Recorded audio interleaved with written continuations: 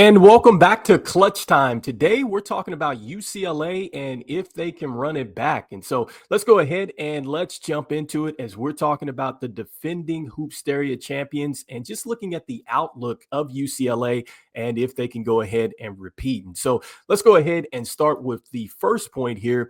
And that's talking about the key contributors for UCLA. And so I wanted to go ahead and start with Blaine Kidd. I think that Blaine Kidd is going to have to play a major role this season for this UCLA team. And let me be clear, I think that this is a player that is certainly going to be ready to do so. Just going back and looking at what he was able to do last year and just how connected he was with Jalen Snow, the one-on-one battles and things that they used to have in practice.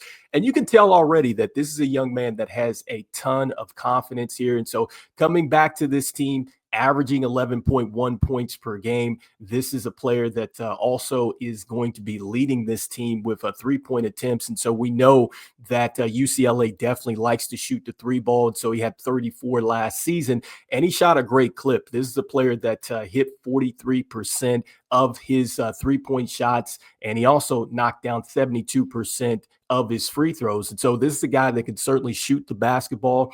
And if you're not familiar with Blaine Kidd, this is a guy that is an aggressive scorer, really has the ability to score from anywhere on the floor, and he's got good passing IQ. And so he's a willing passer, which I love about him. And I expect for his numbers to double. And so from what I'm hearing here, he's listed at 6'2", 200 pounds. I've heard that he's gotten a lot stronger over the summer. And again, I've heard that the one-on-one work that he had with Jalen Snow last year is starting to really pay off here. And so he's listed as a possible potential here second round pick in this upcoming SWBA draft. But make no mistake about it, I think that Blaine Kidd is going to be one of the players that Mick Cronin and this UCLA team is going to have to depend on. And so I'm looking forward to seeing exactly what we see from him. And so the next player that you want to watch for with this UCLA team is going to be Franklin Tyson. And so Franklin Tyson is a guy that I say to myself after watching him, he can play on my basketball team any day of the week. I mean, this guy is an absolute dog. I love how he competes at a high level, and he's such a gritty player. He just reminds me of just some of these centers that just go out there and they don't do, just one thing well. They just do a lot of good stuff on the court that's just a plus for you. And so I think of a player like Isaiah Hardenstein that plays for the Thunder here in the SWBA. And so I think that Franklin Tyson has that type of motor. I love the fact that you don't have to run a play for him. And this is a guy that is willing to run the floor because we know with this UCLA offense, which we're going to talk about their playing style here in a moment, this is a team that wants to get up and down the floor. And so a 7-footer that is willing to run like him, I think that is a player that you absolutely love to play with. And I think a player that really translates into the modern SWBA play. And, with this great size and then also to his wingspan, he has the ability out there to block shots. He's got terrific feet as well. So I love how he's able to shift positions and just really take away a lot of the angles that players like to get, as far as driving lanes and stuff like that. Now, the one thing that he's going to have to do is really improve that offensive skill set a little bit more. You want to see if he can become maybe a bit more polished as far as like you can give him the basketball and he can go out there and seek, a bucket for himself, because I think that if Franklin Tyson is able to really develop that type of game where he can either settle into a nice mid-range or he's a player that can turn over either shoulder and finish. Think of a guy like Alperen Şengün that plays for the Rockets, just that type of feathery touch down there. I mean, this is a player that I'm saying it now. He could seriously be a lottery type of pick for you if he can develop here. And so from what I understand right now, he's been working in the gym on a lot lot of pick and pops and things like that. And so Franklin Tyson, man, I am so excited about him this upcoming season. And really, UCLA is going to have to need him because when you look at the breakdown of this roster, they have 7 guards, they have 3 forwards, and he's the one true center. And so he is going to be depended on heavily for this team as far as bringing an interior presence. And I think that they need that type of toughness if they're going to repeat. And so these are the 2 players to watch for in this hopefully run it back year for UCLA. And so the next thing here is just the question of who is going to step up this season. And so the first player to really have on your watch list is going to be Jordan Bamford. I think that Jordan Bamford and really what he can do from a shot creation standpoint, it's exactly what Mick Cronin wanted, because when you think about what LaGerald Carroll and then also to Jalen Snow were able to do, they were elite shot makers and they were able to really create their shots at will. And I think that Jordan Bamford is a player that certainly is going to continue that. Now, does he fight his way into the starting lineup? Is he the first person off the bench? That's going to be the question. But again, this is a guy that is a next level type of scorer. And he really has the ability to knock down contested shots. And so I love that the way that he's able to take away the size of a defender because he knows that, look, if you play him too close, he's going to run right by you. He's very tricky and crafty with his layups and things like that. So think of a little bit of like a Gildress Alexander with the way that he's able to finish with those slow-mo kind of, one-step layups and things like that. So you're going to see a lot in Bamford's bag here. But the thing about him is needing to get stronger. That is the one thing, coming into this season, as some of the scouts have noted. And so with that, I don't necessarily worry about that. I mean, this is a young man. He's 6'3", 196. And so expect for him to definitely get into the weight room, put him onto, the supplement programs and the things that they need to do out there with the chefs and all that stuff like that they have for the team. He's going to be just fine there. And so I think for him, it's adjusting to really the speed of the college game. And so I think he's going to be just fine, but be looking for him. And I love this young man and his story. I mean, because when you just look at just what he has really overcome to get to this moment, this is a young man that went through a little bit of tragedy to get to this. And he's just been all in, team focused guy likes to be physical as well as he likes to get into football as well. And so I think you're going to see that type of physicality from the guard position. But this is one of those contributors that I think you want to look out for.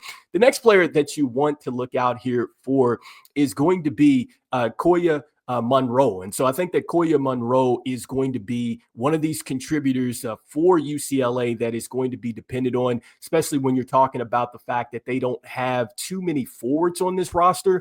He's a little undersized at 6'6". He does, have a plus wingspan here. The thing about him, elite shooter. He's able to get his own shots off of the bounce. And so it's not anything to where, he has like an elite handle, but he has enough to create space and he will go in there and he will finish around the cup. He's a willing passer. He's just a well-rounded basketball player. And so I think that this is a player coming in his freshman year. Right now, from what I understand, he's slated to be a starter. And they're saying that the one thing about him is that he gets a little bit lost defensively. And so that is something that really you can go out there and you can drill against that. But defense is something that you have to want to do. And so if he has that want to, this guy has all the skills to be one of the top freshmen that you talk about at the end of the year. And then the last, person to look out for that is coming in that is going to be new to this team is going to be Wilson Lamb. And so one thing about UCLA last season, and I said this a lot, is that UCLA defense was secondary, and it was secondary, and not to be disrespectful to them, but their scheme, which we're going to talk about that in a moment, it was set to really just outscore people. And so think about Mike D'Antoni back when the Suns had, Steve Nash, they had Stoudemire, all these guys like that. They just wanted to outrun you and beat you that way and hope that they could get enough stops. And so I think that UCLA, if they're going to repeat this year,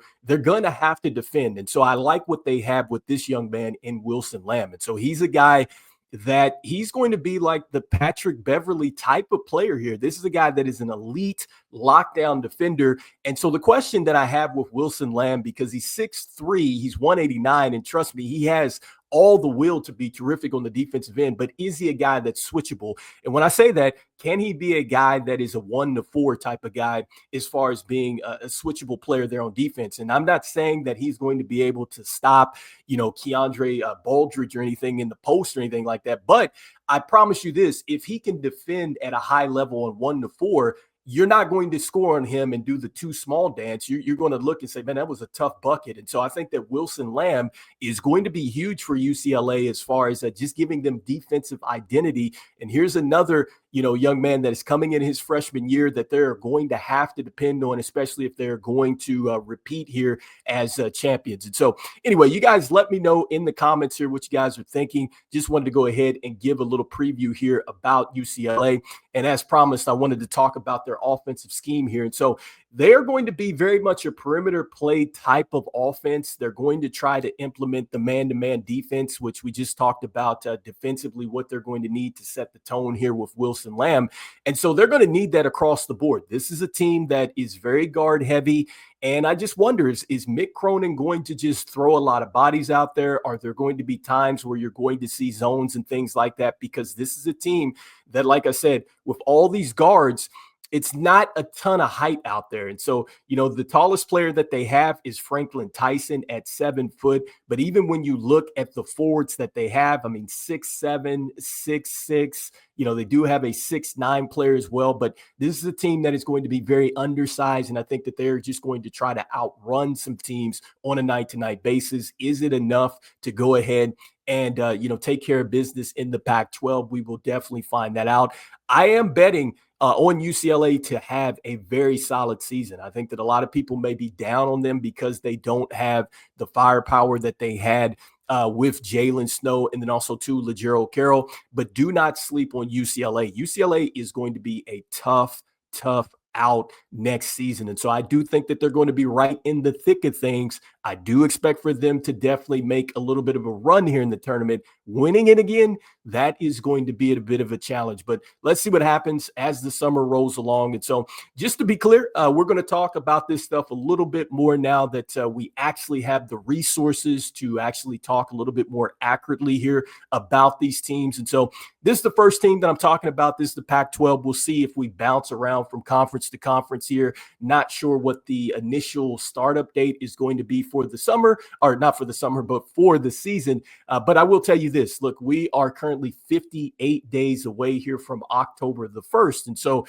not a lot of time here. And so the season is definitely right around the corner. And so you guys let me know in the comments here what you guys are anticipating here with UCLA coming up this next season. And as we always say, look, see the game and be the game. I'll see you guys on the next one. Peace.